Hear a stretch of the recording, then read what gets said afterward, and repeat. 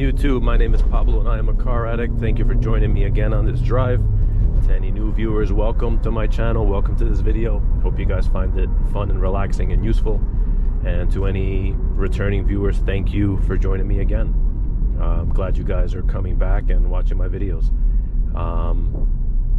So a fellow YouTuber, Luis Sandoval, left me a comment about some ideas for videos, and I'm really surprised that I hadn't done a video about the pros and cons of the Jeep SRT, or at least my opinion on my Jeep SRT and how I feel about it. So on this video, I'm going to bring you just some pros and cons in my opinion about my experience in having this car. I've had it since April of 2020 when the pandemic hit, and I'm a bad news first kind of guy. So I will speak about what I think, in my humble opinion, are the cons of this car first and get that out of the way, because for me they're honestly very few. The biggest con for me is the gas mileage. You know, the gas mileage I get is anywhere between 9 and 13 miles per gallon, all depending how I drive it. If any of you guys watching this video are considering getting an SRT, you know, I gotta be real with you guys, you are not gonna get good gas mileage unless you literally drive the car in eco mode and you don't go past, like, you know, 2,000 RPMs, which is just kind of impossible. If that's what you want to do, all the power to you. You know, I can't tell you what to do with, you know, with your money or your car. But this car is definitely not fuel efficient whatsoever. And, you know, honestly, you're buying an SRT, like, why would you not drive it? Or at least drive it the way that it should be driven. So that's definitely the biggest con for me. Every time that I go to pump gas, I spend between $90 and $100 for a full tank. I only pump 93 gas. I've always pumped 93 in my cars. I just feel like the car runs better and just feels better. So that's just something that I've always done. And yeah, that wraps up the gas con. The other con, which, you know, is a little bit idealistic, is that I wish that this car was offered in a 6-speed manual. I just think it would be insane to have this car in a manual transmission. Seeing from how well it drives in an automatic transmission would be really cool. Really cool. I would have definitely gotten a 6-speed if it was available. I'm not sure in terms of Mopar's current offerings if they even offer a 6-speed in these cars still, or if they're like special order or like a custom order or something. I just think it would be a lot of fun to own one of these things in a 6-speed. I did see a guy, I think on the forums, speak about doing a 6-speed conversion, but like, it's a lot of money, you know. You're spending probably like 25 to 40 grand after everything is done to do the conversion and make sure it works right. So it might not be worth it for everybody that is kind of on a limited budget or just wants to get the car and not go crazy. But if money were no object and Jeep said to me, hey, I can get this car in a 6-speed, I would do it. But not to say that this car is anything but great in an automatic transmission. It's phenomenal. It's comfortable. Okay, well, I guess that transitions me into the pros of this car. So for me, one of the biggest pros is the comfort. Getting in and out of the car is comfortable. My seating position is very comfortable. The seat is very comfortable. I've taken long road trips, like 4 to 5 hours in the car, just sitting down. My back doesn't hurt. I don't feel cramped. My wife has her legs completely stretched out. She's comfortable. I have sometimes a full trunk for a week's worth of clothes, and it's just comfortable. Bottom line, the car is comfortable. You know, you are getting a Grand Cherokee, you are getting the size of a Grand Cherokee with the added benefit of it being an SRT, and even with all of the sport tune components, suspension, brakes, the engine, it doesn't sacrifice anything at all from the comfort and the ride quality. My second pro in this car, I think, is the customizability, if that's a word, the customizability of your driving experience. Over here, if you can see, I don't know if I'm doing it correctly, but you can customize the pretty much the way that you want the car to drive, and you can go between track, sport, and street for all of the settings: transmission, paddle shifters either on and off, stability of the car, all-wheel drive, suspension, and steering. That customizability, I feel like, gives you whatever experience you want to have. If you want to have a full-on, you know, track car that is stiff and the throttle is more responsive and the suspension is tighter, you can do that. If you want to have the car in comfortable street mode and just kind of chill and just kind of go around town, or, you know, go hang out with your boys or go pick up your girl, you can do that. I find it, for me, that the best setting is sport mode, just because, you know, street is a little bit dull. It's still good, a little bit dull for me. Sport mode tightens everything up just the right amount for it to feel like snappier, better handling. Yes, the suspension, for me at least in the city, is not ideal to be in sport mode, but for me the driving experience really outweighs the discomfort. Obviously, I'm driving alone, my wife isn't in the car. If she was in the car, I would probably put everything in street mode, and on the highway I put it on eco mode, just to make the gas mileage a little bit better. Another big pro for me is the styling, the body styling of the car. I really feel like Jeep did a good job at making the styling like really subtle and really classy and nice looking. It's not an ostentatious looking car. The front bumper is very nice. It's got a lower scoop, it's got a lower profile. You know, the side vents where the fog lights are and the front bumper is, it's just really nice. It's really clean. Let's see if I can get a little bit of a pull in here. It's really clean, it's really nice. Same thing goes for the rear bumper. The dual exhaust pipes, I mean, I've always been a sucker for, you know, dual exhaust or quad exhaust pipes. I love them.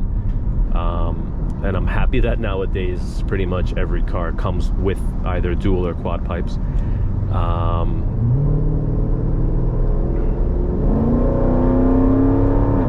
Let's see if I can get a little turn in here finally. 70 miles an hour going into the turn.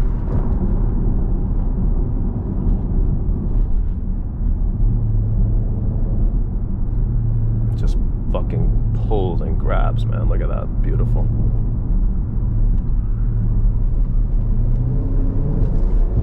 Bah. Oh man, I got my ultimate dream car up there, Porsche GT3, which is definitely not going to be as comfortable as this car. Yeah, another, so I was talking about, what was I talking about? I lost my train of thought. The driving modes. No, sorry, the body styling. Very subtle, very clean.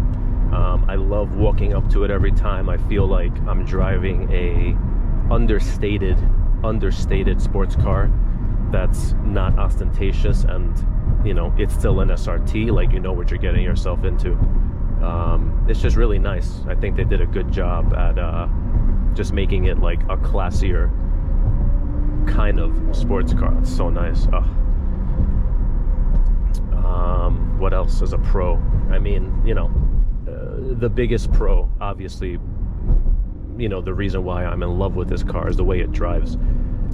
It's awesome. You know, you're not getting a loose feeling SUV. You're not getting something that is nothing short of a sports car. It's incredible for me to drive an SUV. It's my first SUV. You know, it's incredible for me to drive an SUV that feels and drives this way. I think just in general, in my head at least, you know, getting an SUV meant I was gonna sacrifice some ride quality or I guess performance is a better way to put it. And by no means do I feel like I have sacrificed anything in this car. Everything from the engine, the way that the car pulls, the braking is phenomenal. The suspension, like I said, you can tune it for sport or track mode or comfort mode in the street. Everything feels like as if you're driving just a tall sports car. And before owning this car, I didn't know what it was like to drive an American SRT. I had always driven European cars, which were always great. They were always great cars. And I said to myself, okay, you know, the pandemic hit. I don't want to be driving around in my neighborhood with something that's ostentatious. I was blessed enough to have the option to get either a Porsche Cayenne, some BMW M, like XM, X5M, X6M, or I was like, you know what? Let me try a Jeep SRT. And honestly, in my car ownership life, it's been probably one of my top decisions of a car that I've made. I'm extraordinarily happy with it. Everything about it feels like a sports car, with the added benefit of having all of the space, all the comfort that comes with having an SUV. And going on to another pro, I'm sorry, is the ease of the controls. Like everything is easy to use. You're not like left scrambling or having to toggle through some ball that's over here. Like in the BMW I had, it was mad uncomfortable because I had to literally drive and like move this ball to switch settings. It was a pain in the ass. This still has that old school, which I love, that old school kind of feel of that ease. Like, okay, I want to go to the AC, boom, I go to climate. Sorry, where's climate? Whatever. Climate, here you go. I want to go and, you know, put my phone on Bluetooth, boom, one click. I want to find my navigation, boom, one click. It's just easy to use. The car is very user-friendly. That's I guess that's the perfect way to put it. It's a very user-friendly car. Like, yes, all of these modern cars are very cool and have all these features and whatever, but some of them are really annoying to just get to use smoothly. Like I feel like you need a user's manual to understand how to work the settings on those kind of cars. And I speak from my experience of owning a 2018 BMW M3, which was garbage, by the way. I had to always go to this freaking little thing over here, and I had to toggle. It was a pain in the ass. I hated it. This is just old school fun, simple to use. The quality, I know a lot of people probably complain about the quality of the components that they used. I think they're honestly perfectly okay.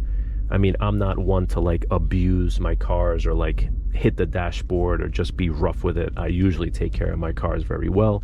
This is perfect. I feel like I don't need anything more sturdy or more, you know, durable than what I have now. I'm happy with a steering wheel, some paddle shifters, a fucking brake pedal that works when I need it, and a gas pedal that's gonna make me go back and forth and feel the car for what it is.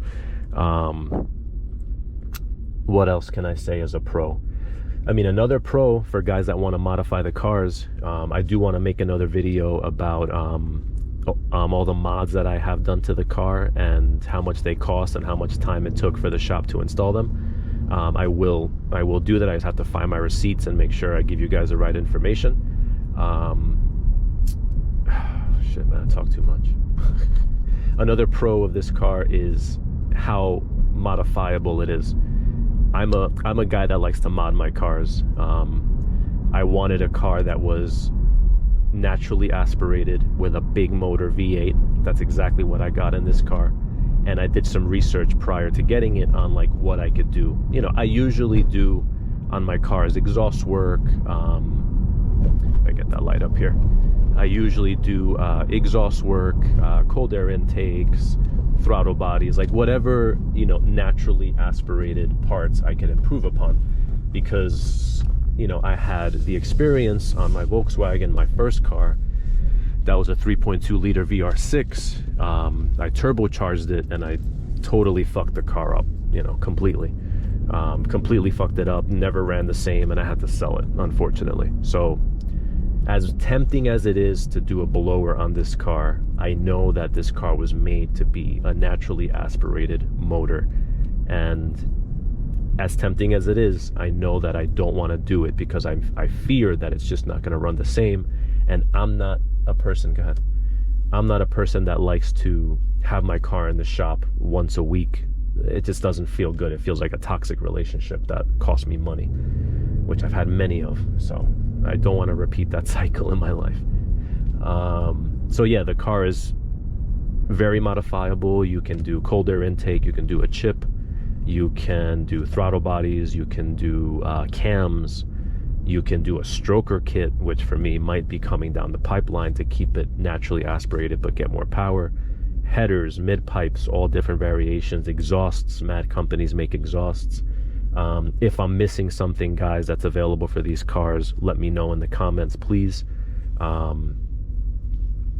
It's just really, you know, modifiable, and you can still keep the essence of having a big ass motor V8 in a Jeep SRT form.